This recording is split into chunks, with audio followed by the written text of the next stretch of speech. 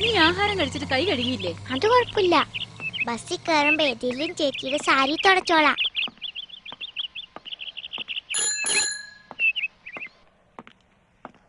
അച്ഛാ, എനിക്കും വേണം ഒരു സൈക്കിള്. നിനക്കതി കേറാൻ പ്രായമായിട്ടില്ല, വീഴും. എന്നെ അച്ഛൻ കേറ്, ഞാൻ മടിയിലിരുന്നോളാം. അപ്പം നമ്മൾ രണ്ടുപേരും വീഴും. ഒന്ന് പ്രാർത്ഥിച്ചിട്ട് പോവാം.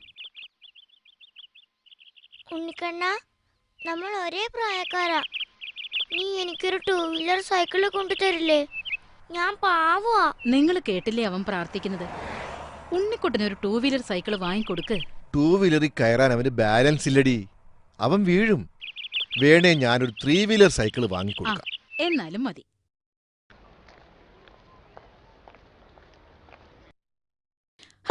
ചാടാതരാ. നമ്മുടെ മോനാണെന്ന് പറയണ്ട. മൊട്ടക്കാരനും ചട്ടിക്കാരനും നമ്മളെ പൊട്ടിക്കും. വാ പോകാം. നിങ്ങൾ ജോലിക്ക് പോകാൻ നോക്ക്.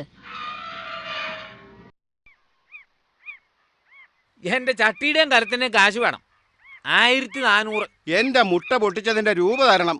880. ആ, ഇനിയും പലരും വരാൻ കാണും. എല്ലാരും കൂടി എന്റെ ഓഫീസിൽ വന്ന ശമ്പളം കിട്ടുന്ന രൂപ അങ്ങോട്ട് തരാം. അച്ഛാ, ഇതാ സൈക്കിള്. അമ്മച്ചി, ഇനി നമുക്ക് കുളിക്കാം.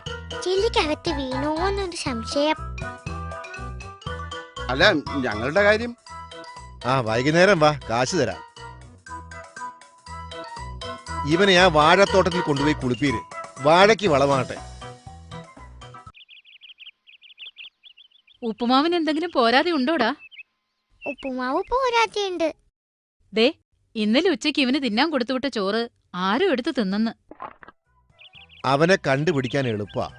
വയറിളക്കമായിട്ട് ആരാണ് ക്ലാസ്സിൽ വരാത്തതെന്ന് നോക്കിയാ മതി. ദേ, 9 മണിയായി. വേഗം സ്കൂളിൽ പോവാൻ നോക്ക്. അട്ടിമറിക്കാര് കാണാതെ പോണം. അതെന്താ? ചുമട് ഇവൻ എടുത്താലും നോക്കുകൂലി അവന്മാരും ആവും.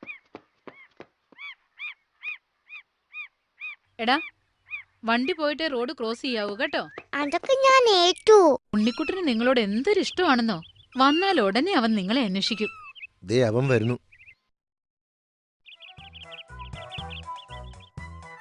നീ സ്കൂളിൽ പോയില്ലേ? വണ്ടി കടന്നു പോയിട്ട് റോഡ് കുറുകെ കടക്കാവൂന്ന് അമ്മച്ചി പറഞ്ഞില്ലേ? 1 മണിക്കൂർ നേരം നോക്കി എന്നിട്ട് ഒറ്റ വണ്ടിയും പോയില്ല. അത് ശരി, മടി പിടിച്ചിരിക്കുകയാണല്ലേ. ദേ, വേഗം സ്കൂളിൽ പോവാൻ നോക്ക്. ഇവിടെ ഇരുന്ന നല്ല അടി കിട്ടും.